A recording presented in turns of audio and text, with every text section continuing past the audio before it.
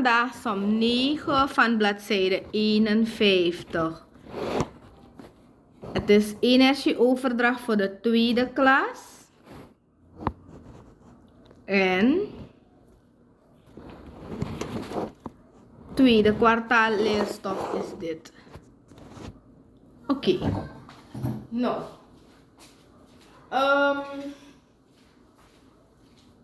Als we kijken naar som 9, dan praten ze over een motor met een klemspanning. Als je hoort motor, dan begin je direct aan deze formule te denken. En de klemspanning is gegeven. Toch? Je moet gelijk registreren wat je hersenen jou zeggen. E is U min. Oké. Dan lees ik verder. Dan zeggen ze, de ankerketenweerstand is 0,1 ohm. En de ankerstroom is 100 ampère.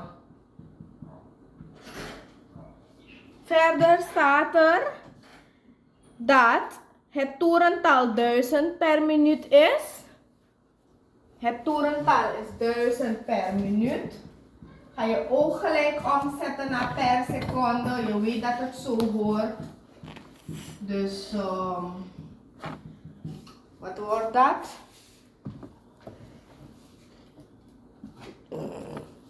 16/2/3. Oké.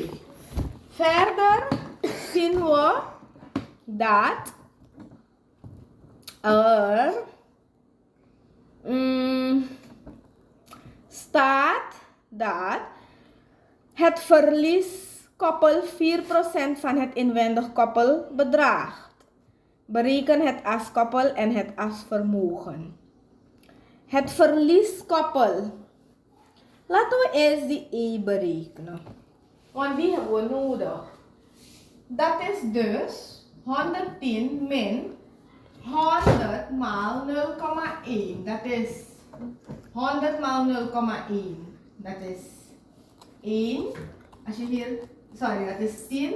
En dan wordt dit 100 volt. Toch? Oké. Nou, dan is je PI, je inwendig vermogen, E maal I. Dat is die 100 maal 110. Dat is, sorry, wat is je I? 100. En daar ook 100. Dus dan wordt het 10.000. 2 nullen, 2 nullen, 4 nullen. Oké. Nou. Lees ik verder. Laten we dan het inwendig koppel bepalen. Nou. Het inwendig koppel TI is dan PI gedeeld door 2PN. En dat is die 10.000, deze, gedeeld door 2P. Die N hebben we 16/2/3 gevonden. Calculator, mijn beste vriend.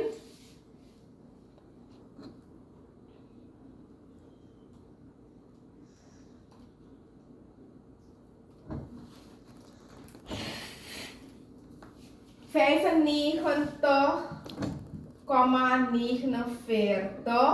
Newtonmeter. 2 decimalen. Oké. Nou staat er, het verlieskoppel bedraagt 4% van het inwendig koppel. Nou, dan is het gewoon. Verlies is 4%, dus 0,04. Ik ga het doen. 4% van jouw inwendig koppel. Dus 0,04 maal die 95. En dat is 3,82 Newtonmeter. Verlieskoppel. Verliezen, alles met verlies is meestal aan de lage kant. Weinig, klein. Dan willen ze weten het askoppel. Nou, het askoppel is gewoon het inwendig koppel min het verlieskoppel. T as is T inwendig min T verlies. Dat is 95 min 3. En daar krijg je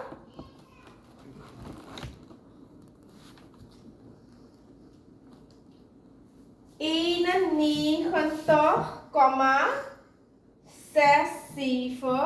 Newtonmeter. Oké. Wat willen ze nog meer weten? Het asvermogen, dus P-as. Mag ik hier schrijven? Ja. P-as is 2P en T-as. Als hier inwendig is, staat hier ook inwendig. Ja, als hier as staat, staat hier ook as. Nou, dat is dus 2P maal 16 2/3 maal die 91,67 is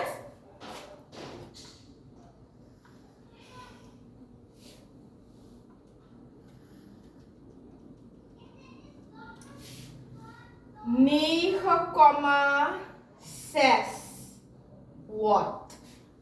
Nee, 9,6 kilowatt, sorry. Dat is dus 9600 watt. En dat is die hele som. Helemaal niet moeilijk. Som 9 van bladzijde 51.